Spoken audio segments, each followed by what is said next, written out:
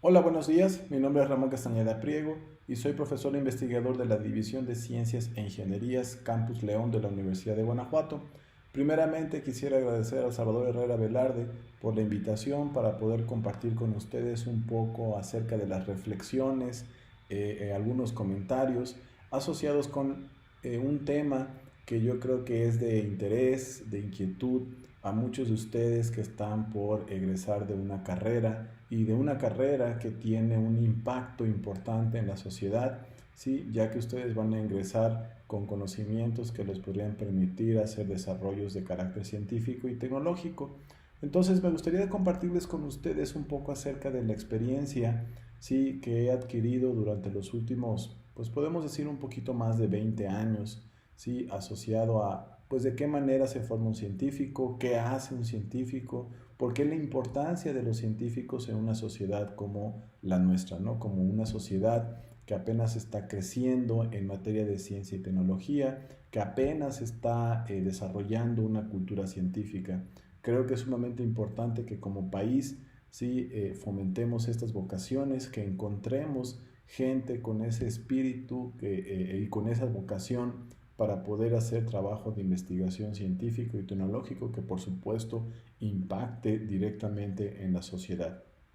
Entonces déjenme compartirles un poco acerca de, pues, de estas reflexiones y de estas consecuencias de discusiones que he tenido a lo largo del tiempo, pues con un grupo importante de jóvenes científicos, de científicos ya consolidados, ¿sí? En materia de qué podemos hacer en México para poder fomentar esta cultura científica, ¿sí? Y sobre todo, de qué manera podemos impulsar a ustedes, a los jóvenes, para que se involucren más en temas de carácter científico y tecnológico. Entonces, déjenme empezar primero haciendo la siguiente pregunta. ¿Qué es y qué hace un científico o una científica? Yo creo que cuando hablamos de un científico, viene a nuestra cabeza un poco el estereotipo de gente como Albert Einstein, ¿verdad? Alguien que está a lo mejor en su oficina, ¿sí? Tratando de resolver ecuaciones extremadamente complejas, ¿cierto? Y que trata de entender el universo que le rodea. Pero no es la única forma de hacer ciencia. De hecho, tradicionalmente la ciencia aunque su interés es explorar el universo, lo tenemos que hacer de una manera muy controlada para poder, digamos, controlar los fenómenos, para poderlos entender de una manera mucho más concreta, precisa, pues tenemos que realizar experimentos de una manera controlada y entonces digamos que surge el científico experimental. El científico experimental pues provee de mucha información, ¿sí? A gente como Albert Einstein que trata de generalizar los resultados y plasmarlos en principios, en leyes, ¿verdad? Que nos permitan entender de qué manera funciona el universo. Fíjense que durante los últimos años, o podemos decir las últimas 2, 3 décadas, ¿sí? Esta categorización del científico teórico como Albert Einstein o del científico experimental como la persona que vemos ahí en la diapositiva que está haciendo experimentos, se ha visto enriquecida por el nacimiento de un nuevo perfil que ha permitido también a los científicos pues desarrollar trabajo de investigación que ayuda pues a generar conocimiento y este conocimiento pues tratar de condensarlo y entenderlo y aportar a la construcción pues de modelos teóricos o de la realización de nuevos experimentos. Y esta nueva categoría de científico la podemos definir como científico computacional, ¿verdad? Ha nacido pues prácticamente hoy también con estas tendencias de inteligencia computacional como machine learning que permiten ahora a los científicos tratar de emular, ¿sí? Lo que sucede en un laboratorio dentro de una computadora, incorporando por supuesto mucho del trabajo que han realizado también los científicos teóricos, ¿verdad? Y de esa manera podemos de alguna manera clasificar lo que es y lo que hace un científico, ¿verdad? Si lo ponemos un poquito más en contexto, ¿sí? Les voy a platicar una pequeña historia. ¿Sí? Los científicos sí queremos entender la naturaleza del universo, Pero para poder entenderlo necesitamos también describir cuáles son las escalas características que describen a la naturaleza. Les voy a contar la historia en una dirección, pero esta historia también se puede contar en la dirección inversa. De hecho, históricamente hablando, ¿sí? Yo creo que las inquietudes y el trabajo y el desarrollo científico, como hoy lo conocemos, pues prácticamente partió al revés. Pero déjenme platicarles un poco la historia en esta dirección para que ustedes se vayan dando una idea a qué me refiero con las escalas características de la naturaleza, ¿verdad? Entonces imagínense que hoy en día ya conocemos, ¿verdad?, que la materia está constituida de átomos. Si nosotros quisiéramos entender la naturaleza de los átomos, tendríamos que recurrir a las leyes de la mecánica cuántica, eso desde una perspectiva física. ¿Sí? Y entonces, si queremos entender cómo se comporta un átomo, tendríamos que describir pues, cuáles son las dimensiones de un átomo, ¿verdad? Cuáles son las escalas de tiempo características de un átomo, por ejemplo, qué tiempo le tomaría a cierto átomo desplazarse a una distancia similar a su tamaño. También requeriríamos, por ejemplo, entender cuáles son las energías características. Imagínense en el caso del átomo de hidrógeno, si nosotros nos preguntamos cuál es la energía necesaria para que el electrón se mantenga estable alrededor del núcleo del átomo de hidrógeno, pues encontraríamos que son energías que son más o menos del orden como 200 veces la energía necesaria para deformar algún material de los que estamos acostumbrados o con los que estamos interactuando de manera normal, ¿sí? Y bueno, esas son energías extremadamente grandes, ¿sí?, para poder desestabilizar, por ejemplo, la naturaleza de un átomo como lo es el átomo de hidrógeno. Evidentemente, ¿sí?, esto define, todas esas características define el comportamiento de los átomos. Pero ahora imaginemos qué pasa si bajo ciertas condiciones se juntan muchos átomos.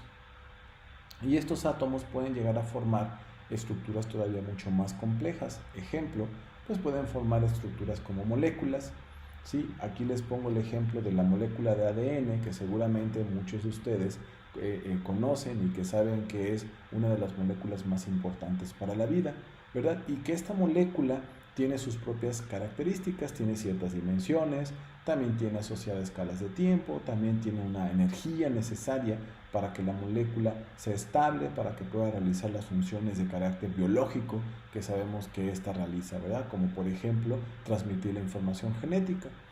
¿Y qué pasaría si ahora pensamos en lo siguiente? ¿Qué pasa si ahora, en lugar de describir a esta molécula en términos atomísticos, ahora pensamos en la molécula como un ente con características individuales, ¿verdad? Y que ahora estas moléculas, bajo ciertas condiciones que tradicionalmente llamamos condiciones termodinámicas, pues también empiezan a interactuar entre ellas. Cuando ellas empiezan a interactuar y se empiezan a autoorganizar, pueden llegar a formar otras nuevas estructuras a otras escalas de longitud, tiempo y energía, de tal suerte que pueden dar origen a la formación de seres vivos y objetos, ¿verdad? Y estos seres vivos o estos objetos a estas escalas se comportan de manera diferente a cómo se comportan las moléculas y a cómo se comportan los átomos.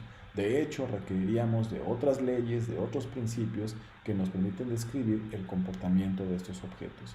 Y luego, si pensamos que estos objetos, ¿sí?, y que estos seres vivos también son parte de otras estructuras que ocurren a otras escalas de longitud, tiempo y energía, pues estos objetos pueden llegar a formar planetas. Y que en su conjunto también los planetas, ¿sí?, podrían llegar a formar, por ejemplo, galaxias, ¿verdad? O que pueden ser parte de un sistema planetario, y que ya sabemos que los sistemas planetarios también consisten de estrellas, y que si las estrellas también forman parte de un nuevo sistema, ¿sí?, pueden llegar a formar una estructura mucho más compleja como lo es nuestro universo. Y entonces fíjense cómo hemos pasado la historia desde los átomos hasta el universo, ¿sí? Y que para que todo esto ocurra, ¿sí?, se deben de juntar ciertas características importantes en cada caso, entender y definir cuáles son las escalas de longitud, de tiempo y energía que describen a cada uno de estos problemas por separado, pero que en su conjunto, cuando ahora vemos que muchos de esos objetos empiezan a interactuar entre ellos, empieza a emerger, ¿sí?, una autoorganización, y que esta organización ¿verdad? Es lo que describe la naturaleza del universo. Y que en cada nivel y que en cada escala va a haber leyes diferentes. Y que entonces vamos a tener que recurrir a leyes y a principios diferentes de la física, de la química, de la biología, que nos van a poder ayudar a entender, ¿sí?, en cada pedazo de la historia cómo se comporta el universo. Y eso hacemos los científicos, ¿verdad? Y a eso nos dedicamos los científicos. Y que evidentemente poder entenderlo, ¿sí?, nos ayudaría también de alguna manera a poder manipularlo. Y que si llegamos nosotros a manipular toda esa información, pues podemos hacer desarrollos e innovación tecnológica. Y a eso se dedican también los tecnólogos, ¿sí? Y que cuando un tecnólogo tiene la capacidad de desarrollar, vamos a decirlo así, válgase la redundancia, una técnica o que pueda innovar un proceso, seguramente llegarían nuevas preguntas abiertas y por eso, ¿sí?, esas preguntas abiertas regresan nuevamente a los científicos y los científicos de nueva cuenta nos encargamos de tratar de entender, ¿sí?, o de buscar una respuesta a esas nuevas preguntas que podrían ayudar también al tecnólogo, ¿verdad?, ¿sí?, a poder mejorar sus procesos, a poder mejorar los dispositivos y en consecuencia hacer un desarrollo tecnológico, ¿sí? Y es un círculo virtuoso, ¿verdad?, que nos permite entonces progresar, generar conocimiento, ¿sí?, y por supuesto que ese conocimiento sea de valor agregado a la sociedad, ¿sí?, pues es lo que hoy en día buscamos cuando nosotros queremos hacer un trabajo científico, ahora cuando queremos aportar en la solución de problemas fundamentales que tenemos como sociedad, ¿ok? Y eso es lo que hacemos los científicos. Pero una de las preguntas fundamentales en la dirección de la formación y de vocación de científicos, ¿verdad? ¿Sí? Es la siguiente, es si un científico nace o se hace. Y yo estoy seguro que no hay una respuesta única y estoy seguro que muchos colegas podrían decirme o podrían darme muchísimas opiniones, ¿verdad? Y que podemos, de ese cúmulo de opiniones, podemos realmente tratar de construir una propuesta para poder responder a esta pregunta. Sin embargo, eso sería muy extenso, ¿sí?, y no tendríamos tiempo de compartir lo que aquí les quiero compartir, ¿verdad? Entonces déjenme todo este cúmulo de ideas, déjenme condensarlo en lo que ha sido mi experiencia particular. Miren, yo le he estado dando vueltas a esta pregunta y yo estoy convencido que un científico no nada más nace. Evidentemente hay gente que nace con ciertas habilidades, todos nacemos con algunas habilidades, ¿verdad? Pero esas habilidades también hay que desarrollarlas, hay que madurarlas, hay que aterrizarlas para que la gente realmente se interese en hacer trabajo científico. Eso significa que entonces también tenemos que ayudar en la formación de los científicos. Lo cierto es que yo estoy convencido que la formación básica es fundamental. ¿Sí? Yo soy originario también de Veracruz, ¿sí?, del norte del estado, de una ciudad que se conoce como Tuxpan y que también se conoce como el puerto de los bellos atardeceres.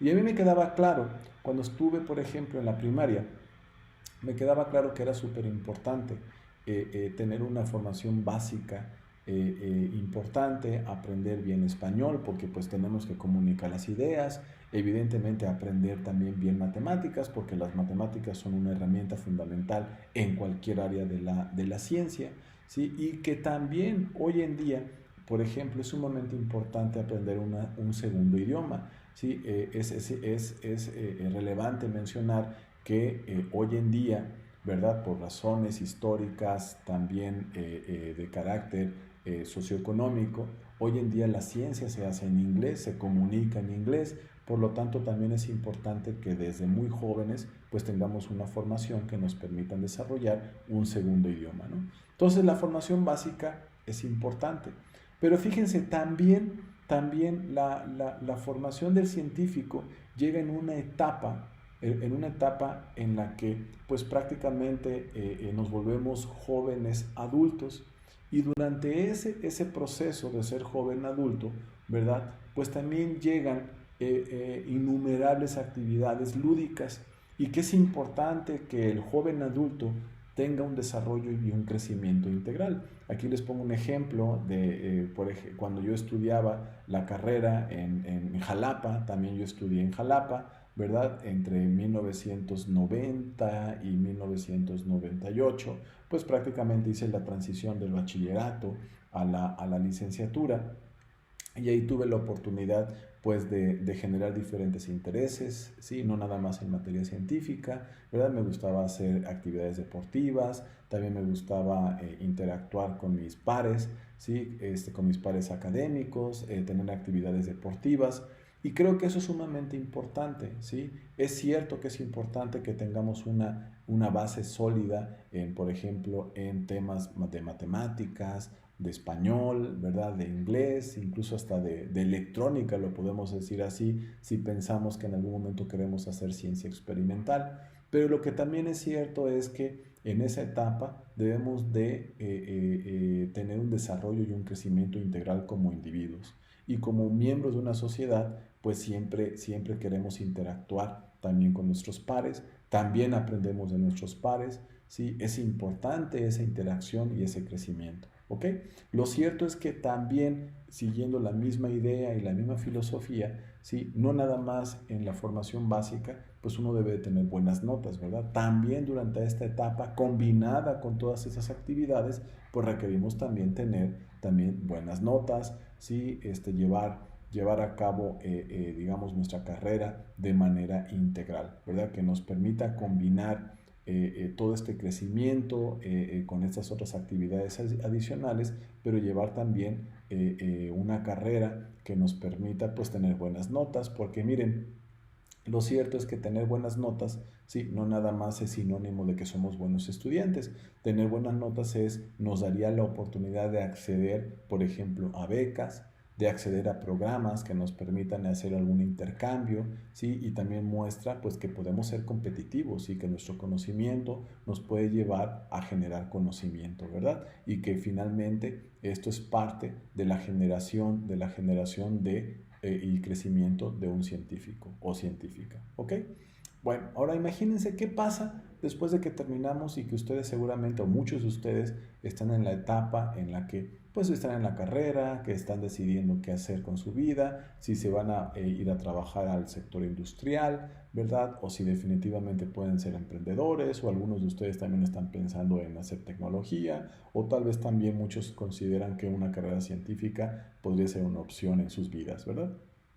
En mi caso, ¿qué sucedió? Fíjense, en mi caso, sí, termino la carrera, yo tenía claro que quería hacer trabajo de investigación, pero la pregunta es, ¿y cómo puedo escoger, sí, trabajar con algún científico? ¿Cuáles son las herramientas que debo desarrollar? ¿Cuáles son las habilidades que debo desarrollar? ¿Con quién podría trabajar? Bueno, lo cierto es que uno debe de encontrar cuáles son los temas que nos gustaría o que les gustaría a ustedes desarrollar, ¿verdad? Y una vez que uno haya decidido qué temas o qué áreas de la ciencia ustedes están interesados en desarrollar, evidentemente pues tienen que buscar a las personas idóneas con las que ustedes quisieran trabajar. Y les comparto, ¿sí? Yo, por ejemplo, estudié en lo que se conocía antes como la Facultad de Física e Inteligencia Artificial. ¿Sí? Ahora la Facultad de Física se encuentra, entiendo bien, en otra área, ya no está aquí en lo que antes se conocía como la zona universitaria, sí, se encuentra otra área, en otro parte de lo que es el campus universitario de la Universidad Veracruzana en Jalapa, ¿verdad? Pero bueno, entre 1993 y 1998 yo estuve aquí estudié y posteriormente, después de mi paso por la Facultad de Física, me fui a la Ciudad de México en el Centro de Investigación y Estudios Avanzados, donde tuve la oportunidad de hacer la maestría y el doctorado en el Departamento de Física.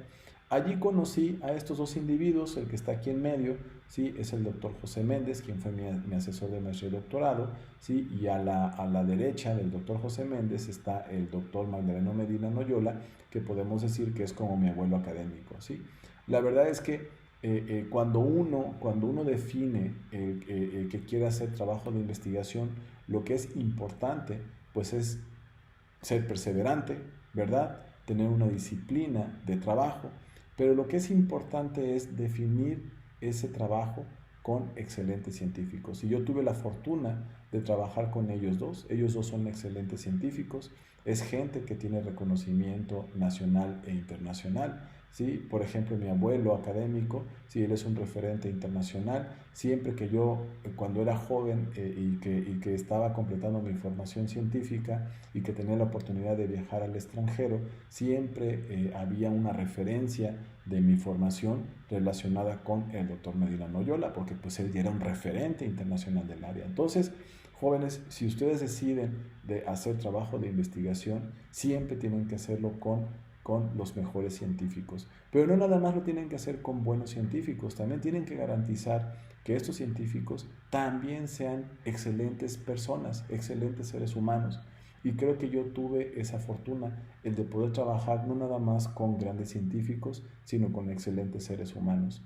Y entonces la recomendación es siempre que ustedes quieran realizar alguna actividad, no nada más de carácter científico, pues júntense con personas que sean primero excelentes humanos, ¿verdad? Y en el caso científico, que además de ser esos excelentes humanos, ¿verdad? También hagan trabajo de investigación de frontera, que tenga reconocimiento no nada más nacional, sino que también trascienda fronteras. Eso es sumamente relevante, ¿verdad? Y bueno, después de mi paso por el departamento de física, tuve la oportunidad de realizar una estancia postdoctoral en el departamento de física de la Universidad de Constanz en Alemania, ¿sí? Y al término de mi estancia postdoctoral en Alemania, ¿sí? Me contrata lo que antes era el Instituto de Física de la Universidad de Guanajuato y hoy se conoce como la División de Ciencias e Ingenierías, y desde el 2004 a la fecha pues soy profesor de la Universidad de Guanajuato y aquí es donde he desarrollado mi carrera científica. Y entonces ahora la pregunta es, ¿y qué hace uno cuando completa su formación? ¿Verdad? Fíjense, ya pasamos desde la formación básica, el bachillerato, hice mi carrera y posteriormente realicé mis estudios de posgrado, tuve una experiencia de internacionalización y finalmente me contrata a una universidad en México, ¿verdad? Y la pregunta es, ok, ¿y qué voy a hacer ahora? Porque ahora en ese momento me enfrentaba a la realidad. Ahora iba a estar solo, ahora tenía que transmitir transmitir conocimiento y motivar a las nuevas generaciones, ¿verdad? A que trabajen conmigo. Y entonces, ¿qué podía hacer? ¿Sí?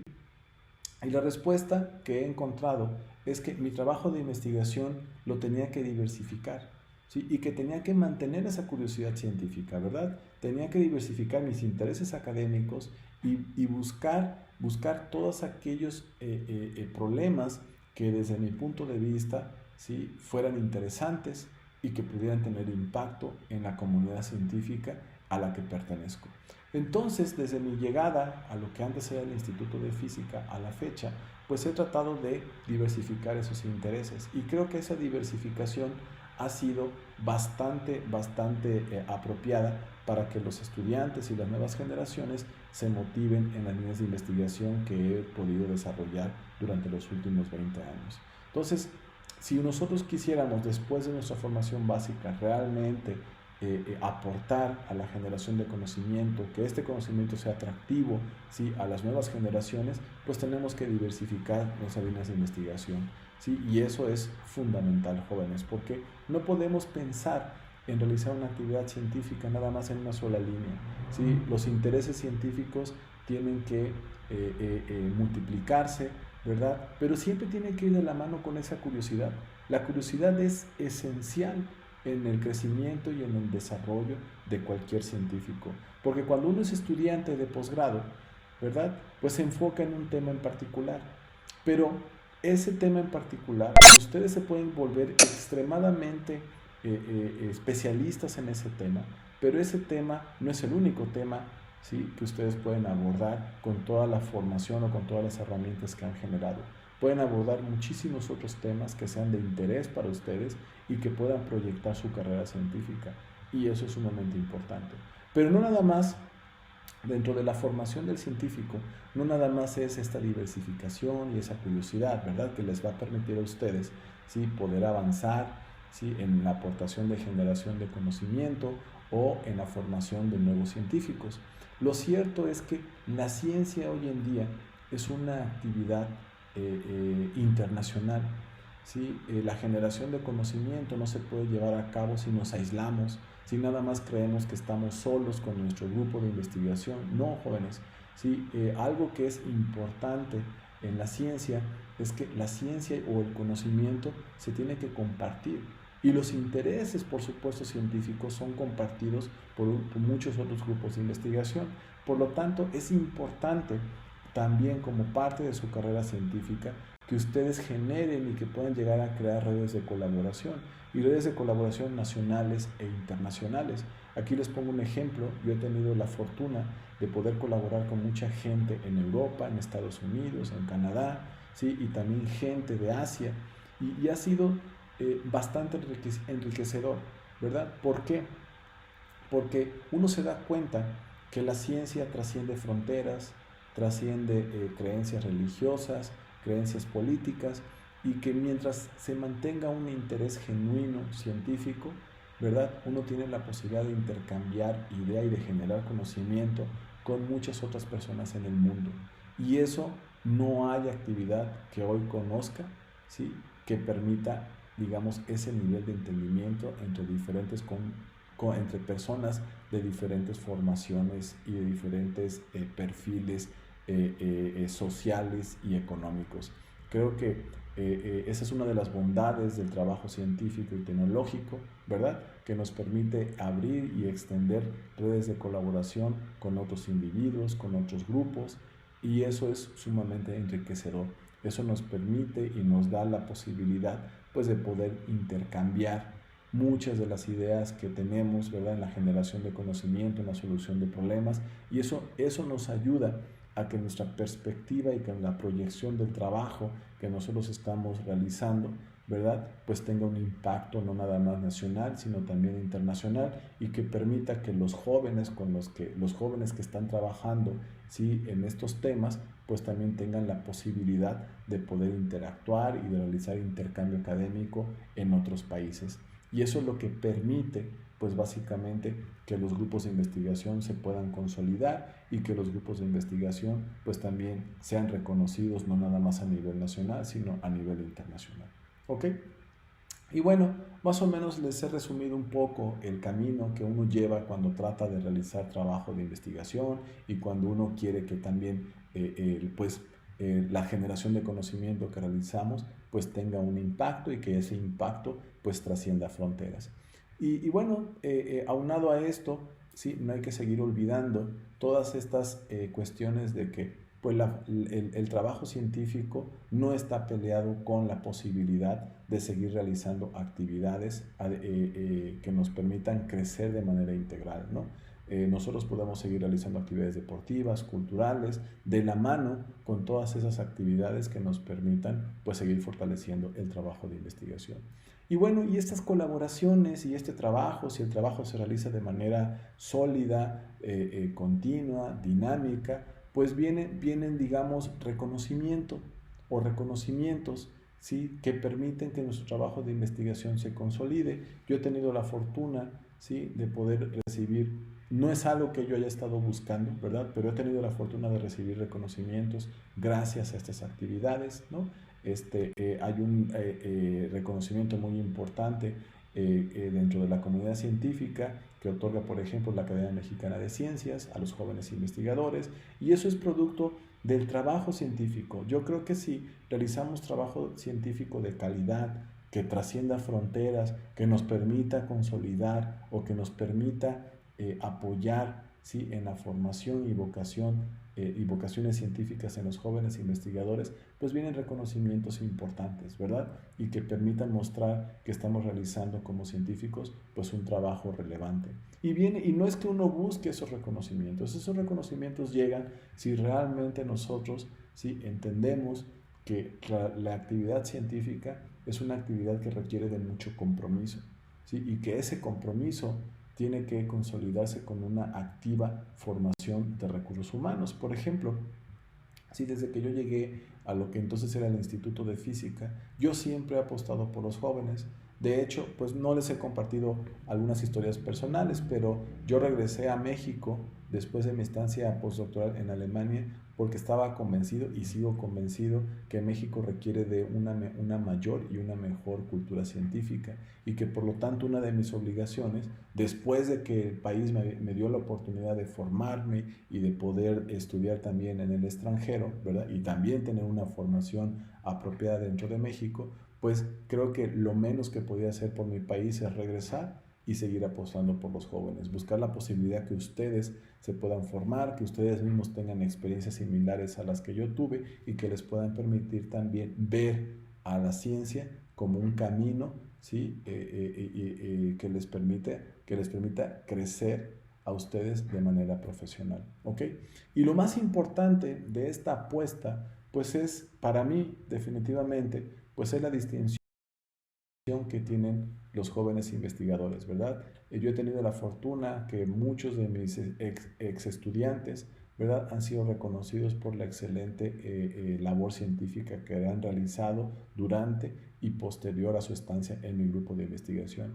Y yo creo que como científico es de lo más reconfortante que puedo recibir, ¿sí? Independientemente de los reconocimientos que uno pueda llegar a tener, creo que el reconocimiento a aquellos que han sido parte fundamental del grupo de trabajo, del grupo de investigación, ¿sí? Siempre es lo más reconfortante que uno puede tener, ¿sí? Entonces, de alguna manera, he tratado de resumir lo que es el científico, lo que es una carrera que les permite a ustedes desarrollar ciencia, generar conocimiento, ¿verdad? Y es un poco de lo que les he querido compartir. Pero también nos preguntamos, bueno, ¿y realmente los científicos solo hacemos ciencia? Y la respuesta es no, jóvenes. Sí, a mí, por ejemplo, gracias a mi actividad científica, pues he podido viajar, he podido conocer a mucha gente interesante. Por ejemplo, he tenido la oportunidad de conocer a varios premios Nobel en física. Sí, he tenido la oportunidad de conocer a muchísimos grupos de investigación en el mundo, que les repito, eso permite un intercambio de ideas que es enriquecedor, ¿verdad? Y yo creo que es una actividad que no se puede comparar e igualar con alguna otra actividad, ¿sí? Creo que el que tengamos la posibilidad de intercambiar ideas, de discutir con gente de diferentes grupos y países, como les decía, de diferentes, pues también creencias políticas, religiosas, ¿sí? Pero todo siempre en un ámbito de respeto, ¿verdad? Creo que eso solamente lo permite el hecho de que tengamos intereses científicos comunes, ¿no? Y que siempre haya un respeto explícito en nuestras cuestiones o en nuestras actividades científicas. Creo que eso hace única a la ciencia y a la actividad del científico y del tecnólogo, ¿verdad? Pero no nada más, les repito, hacemos ciencia, no nada más conocemos gente que también realiza ciencia. También como científicos estamos obligados a realizar servicio social, ¿verdad?, a la comunidad científica. Por ejemplo, sí, esas actividades de divulgación, transmitir el conocimiento, la posibilidad de que la gente que no nada más hace investigación, ¿sí?, sepa lo que estamos haciendo, es sumamente importante. Por supuesto, también como parte de la comunidad científica, también tengo que retribuir a mi propia comunidad, ¿sí? La posibilidad también de, por ejemplo, ser evaluador de mis pares académicos, la posibilidad también de participar en comités editoriales que permitan que los grupos de investigación pues puedan presentar su trabajo de investigación, pues es fundamental, ¿verdad? Y de esa manera hay una retribución hacia mi propia comunidad, ¿ok?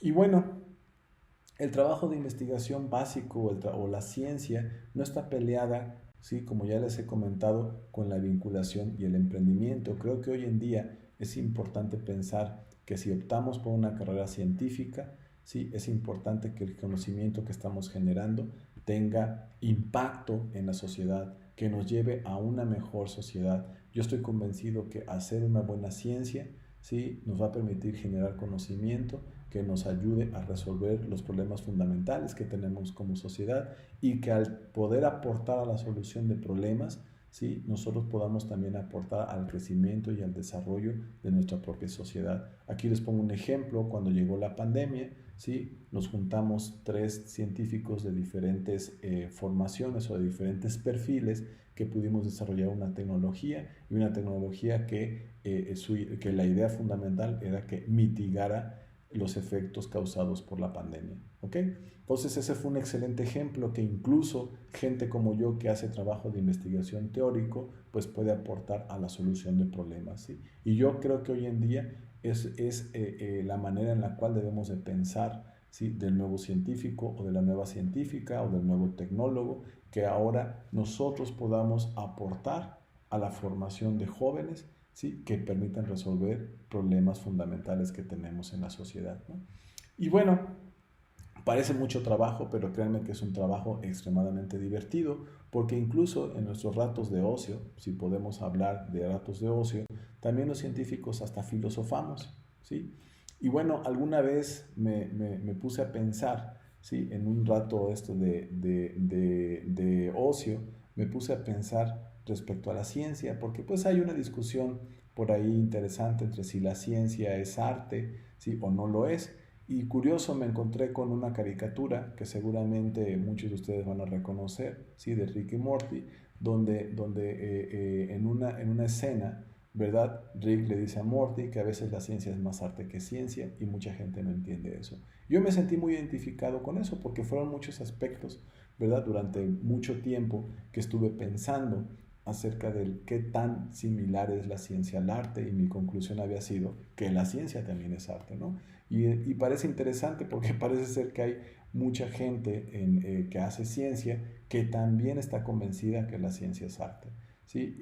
Y bueno, también si le preguntamos a los artistas, creo que los científicos también tenemos mucho de este sentimiento que pueden llegar a generar los artistas. Entonces, pues bueno, los científicos también filosofamos, ¿sí? Y lo que más me ha gustado siempre de mi carrera científica, si les estoy honestos, es que nosotros los científicos recorremos y tratamos de entender el mundo en el que vivimos. Yo he tenido la fortuna, ¿sí? Y la posibilidad, gracias a mi trabajo de investigación, de recorrer el mundo, como ya se los he dicho, de conocer a muchísima gente, ¿sí? Hoy en día pues ya ha pasado muchísimo tiempo, ya tengo más de 20 años como científico independiente.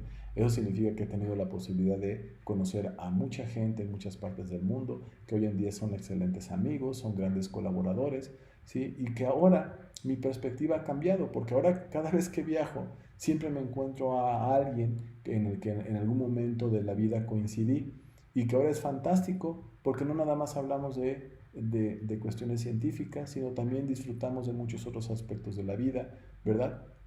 Y eso es muy padre, jóvenes, porque pues eso me permite saber que cuento con amigos en muchas partes del mundo, y que puedo disfrutar y que puedo convivir con ellos, y que creo que también ellos se sienten bien y se sienten felices de tenerme cuando los visito, y que podemos llegar a tener conversaciones que no nada más tienen que ver con cuestiones de carácter científico, sino cuestiones de vida, de preocupaciones, de algunos proyectos en común, muy personales. Y pues uno se da cuenta de qué manera aquella relación que empezó como una relación profesional terminó siendo ahora una relación personal. Y es lo que yo más valoro de mi trabajo científico, ¿verdad?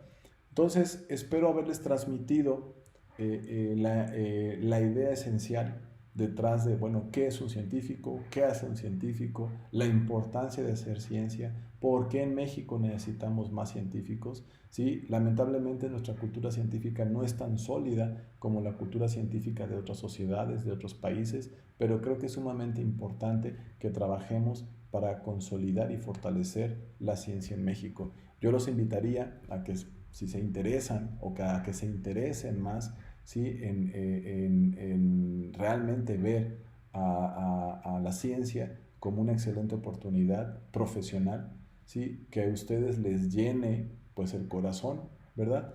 Que les permita a ustedes desarrollarse de manera libre, y que quieran ustedes considerar a la ciencia como una excelente excusa para poder desarrollarse plenamente, y que les permita a ustedes también considerar que la ciencia pues es una de las mayores aportaciones de la humanidad y que nos va a seguir dando un montón de satisfacciones, no nada más personales y a nosotros, sino que también a mucha gente que se ve beneficiada por el pedacito de conocimiento que ustedes puedan generar. ¿Ok? Si tienen alguna duda o comentario, por favor me pueden escribir a mi correo electrónico. ¿Sí? Mi correo electrónico aparece ahí abajo, es ramoncp@fisica.ugto.mx, ¿sí? Y con mucho gusto puedo contestar cualquier pregunta que ustedes tengan, ¿sí? Ya sea que me envíen un correo electrónico o que me quieran contactar por alguna red social, voy a estar a sus órdenes, ¿sí? Les agradezco su atención y espero que en algún momento haya posibilidad de verlos personalmente. Muchos saludos a todos. Gracias.